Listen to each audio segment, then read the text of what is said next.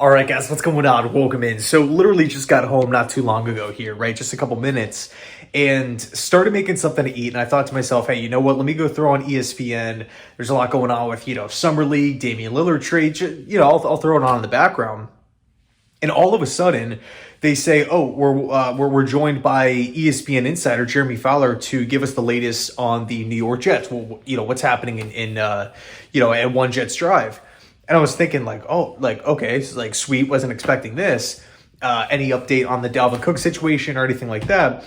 And he says, pretty much comes right out of the gate and says, there's a lot of work that needs to get done on One Jets Drive.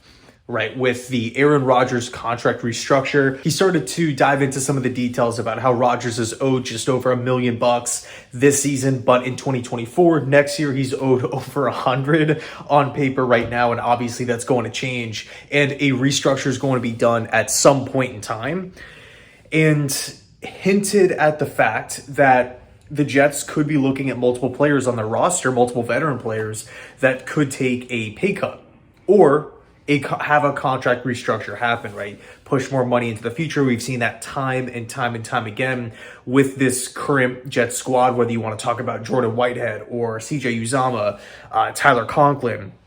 We've seen a lot of money get moved around in the last couple of months or so. Okay, and obviously the Jets are win now. We don't have time. We don't have, a super long leash to make mistakes and let things linger on. Like, we have to put out the best possible roster out on the field in just a couple months here, right? Week 1 home opener against the division rival Buffalo Bills. Game's going to be absolutely massive. Okay, so I've said this a couple times in, some videos here. I'm trying to play it safe. I don't want to be sorry 3, 4, 5 weeks into the season where it's like, oh man, we lost the game because we don't have safety depth.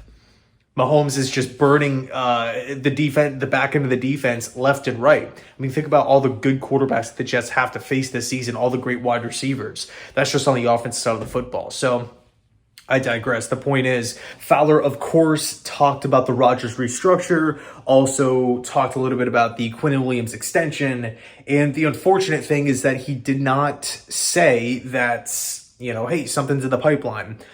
We have something to look forward to. We have a developing story. Something is imminent.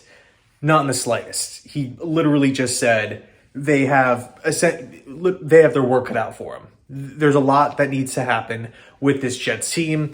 And man, I felt like if there was something brewing, if something was on the verge of getting done, whether it's the extension with Q or the Rodgers restructure, that would probably be talked about right now. Now, I hope I'm dead wrong. Hopefully something breaks later tonight, tomorrow morning. That would be absolutely incredible.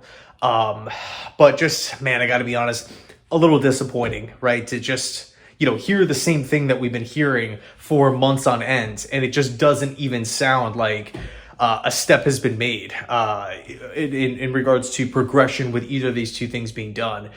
The fact that Aaron Rodgers is owed over $100 million next season is absolutely wild to think about. And clearly that has to get done. There's no ifs, ands, or buts. In regards to Quinnen, I really get the feel that he wants to be a Jet. He wants to be here long term. And according to Salah & Co., they're saying that they want him back, for a long-term extension. To me, I just don't really know what the holdup is. And, I feel like I sound like a broken record here, much like the whole Quan Alexander thing. But it's like, we know what the market is. The Jets drafted him. He's a young ascending player. He's coming off the best season of his career. He fits the system. He's gelled with the personnel around him. He's worked with Robert Saleh, obviously, last couple of seasons and had success. We don't really have many question marks here. We don't have many, red flags like, oh, how's he going to fit in the scheme? Will his skill set translate over? We're not talking about some random free agent or, a 5th round draft pick where it's just like, man, hopefully, he can accelerate the learning curve. It's like, no, he is one of the best defensive tackles in football right now, despite his age. And again, looking at the market, we've seen 4 top tier defensive tackles cash in for similar deals. Yeah, they vary slightly.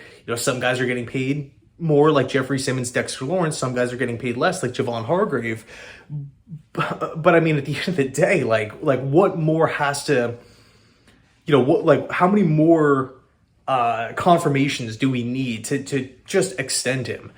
So it's getting a bit frustrating at this point. And like with training camp on the horizon, right, with that coming up in just a couple of weeks, because we do start a week early because of the Hall of Fame game, and also the rumored Hard Knocks selection. It's looking like it's going to be the New York Jets, although that hasn't been confirmed. I do not want Hard Knocks coming in, Quinnen Williams not being there. They're blowing it out of proportion. They're, releasing these episodes. Everybody in the world's watching. They're tweeting about it. And there's, inside conversations happening with Quinnen Williams not being there and this and that. It just becomes a distraction. Let's just get it done, right? Let's get it done here. But let me know your thoughts down below in the comment section on this. It's a bit frustrating, right? It seems like it's the same kind of story last couple of months here, and there's really not a ton of overall progression, at least to the outside, right? Hopefully some stuff is happening, some productive stuff is happening behind the scenes here, behind closed doors. But we shall see. So anyway, let me know your thoughts down below in the comment section. Thanks so much for watching, and as always, go Jets.